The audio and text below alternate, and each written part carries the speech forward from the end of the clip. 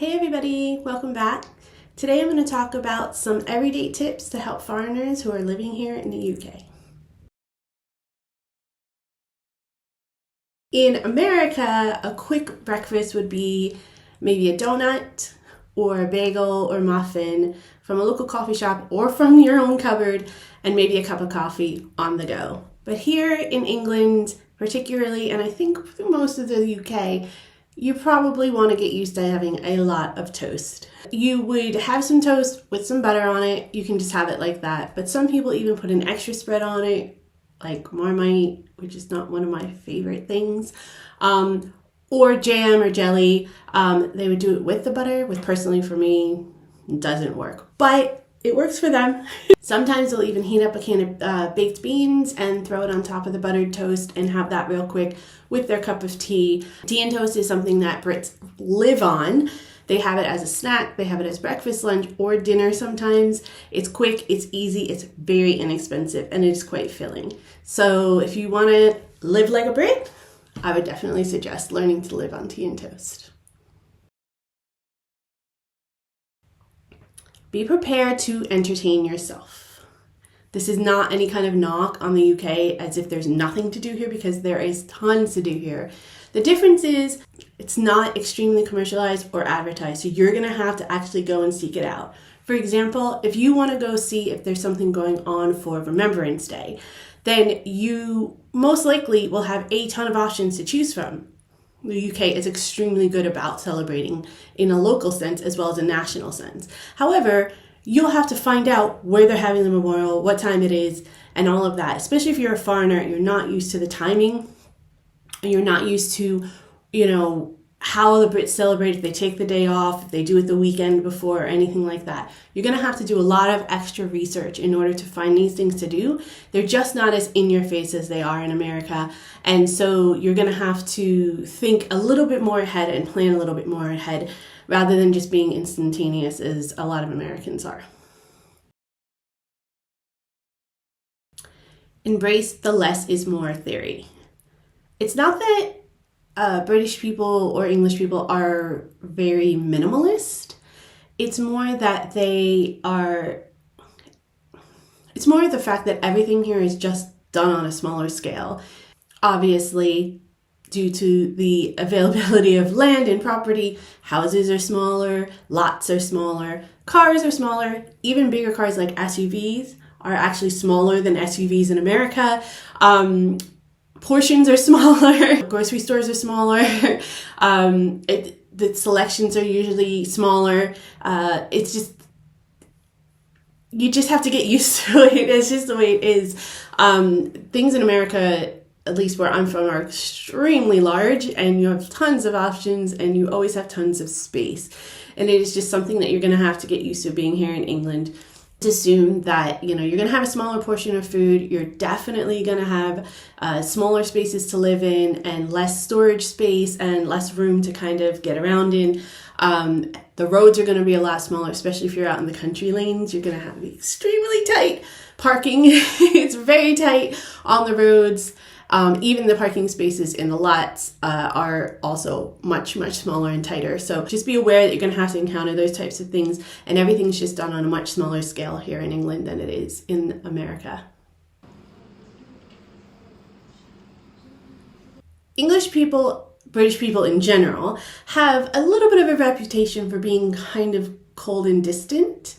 And I'm here to say, after living here for almost 2 years, nothing can be further from the truth. They're actually extremely passionate and extremely devoted to the people that they love and those that are in their inner circle. It just takes a while to kind of get into that inner circle.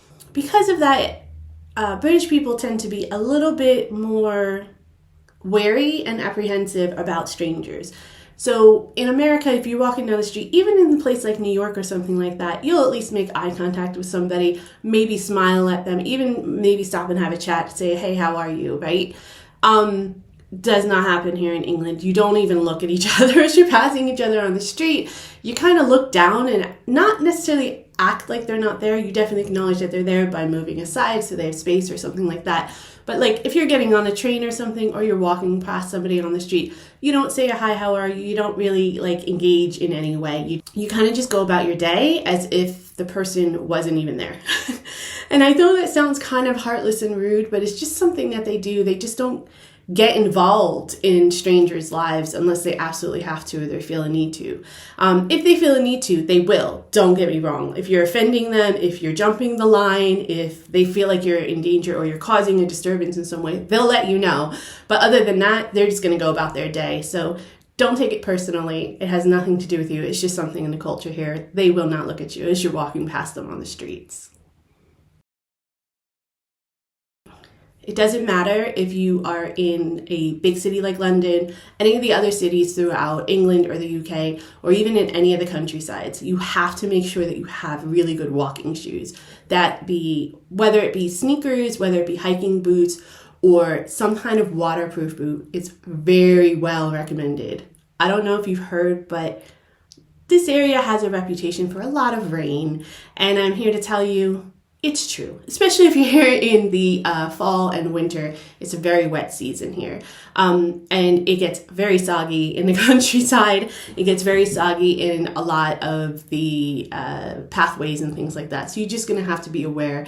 And especially if you're in London or any of the other cities, they're extremely walkable. And in a lot of cases, it's actually faster to walk than grab a bus, a train, a cab, or even sometimes the tube. So it's really, really a good idea to just always make sure whatever you're wearing on your feet is something that you're willing to walk a few miles in. Even if you end up not having to walk that far, it always is going to be a good idea to keep that footwear on hand. Umbrellas are extremely optional. Speaking of rain, I wouldn't even bother having an umbrella. I was big on my umbrella when I first got here, especially in the rainy season, as I had mentioned in the previous segment. And I used it all the time when I was walking to and from work. British people don't really. And I've realized this even now, that it's really a lot easier to just kind of put your hood up when you have a really good raincoat or waterproof coat or jacket. It's just easier to throw your hood up in the rain, especially because it's kind of spurty. Sometimes it comes and goes very quickly here in England. Not sometimes. The weather always changes very quickly here in England. But so sometimes it's just easier to have a really good coat with a good, waterproof hood or something like that to just throw up when it starts raining. And it usually doesn't last in long periods of time. And if it does, it's forecasted well in advance. So you're really, really aware of it. The other thing here is a lot of times when there are heavy rainstorms where you would normally use an umbrella, even the British people would use an umbrella, it's usually accompanied with some kind of really heavy wind. In those cases, your umbrella is completely useless anyways. So I would just invest in a good raincoat rather than an umbrella. And I know it can be kind of something that you don't think about. It'd be easier just to grab an umbrella and bring it with you. It's definitely easier to travel with, but in most cases, you probably won't use it. And if you do use it, not only would you be identified as a tourist very, very quickly, or at least someone that is not native to the UK very quickly, you'd probably get on some people's nerves as well, especially if you're in busy cities like during rush hour like London and stuff like that. It's more of a hindrance than it is an actual convenience in most cases. Realize that public transport is going to be your new best friend. Especially when you're here in the rainy season or it is bad weather, you're going to probably want to use some kind of public transport. Now, just an FYI, cabs are available here, but they are very expensive. If you're in London, the tube is usually the best and most economical way to get around the city, and buses, of course, are extremely economical as well. However, buses are prone to surface traffic, and oftentimes, I've found personally, I can walk faster to wherever I'm going, especially in London, rather than getting on a bus or even the tube when I'm in London.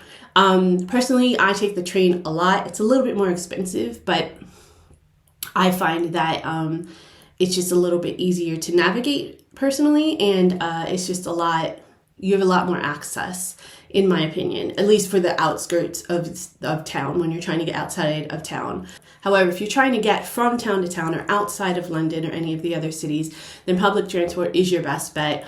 driving is just, in my opinion, kind of a pain in the ass. There's a bunch of highways that connect the whole of the UK, don't get me wrong. It's not that it's hard to navigate in that way, but the roads are a lot smaller and there's a lot of country lanes. And if you are going to take the motorway to get from one major place to another, they're long, and if something happens, there's not a whole lot of ways to get around the traffic or anything. And there are people who tend to be stuck in traffic a lot and for long periods of time. So just be aware that public transit might be your best bet in those instances, in those cases. And if you're just traveling from town to town, either for work or just because you want to check out of town, again, public transit is usually the easiest thing. I've found that buses and trains usually drop you off pretty close to town center in the local areas like that. So in my view, it's your new best friend, and you're going to use it a lot more than you would ever use a car. Whether you're here to live permanently, whether you're visiting, or you're just here for a temporary amount of time, on a student visa or something like that, just realize that it's probably easier and better for you to use public transit in a lot of instances. There you go, guys. Those are my tips and hacks for living like a Brit when you're over here in the UK. I hope that helped you. If you have anything that I might have missed, then please leave it in the comments below. And I hope that I get to see you guys in the next video. Take care. Be safe. Bye. If you're in London, the tube is usually the best and most economical. Here in England, you have so much more access to the entirety of England, and if you don't want to drive or you don't have a car to get around all of the UK here in I've been in England for almost 2 years and I don't have my own car. I don't even have my UK driver's license yet. And so they're very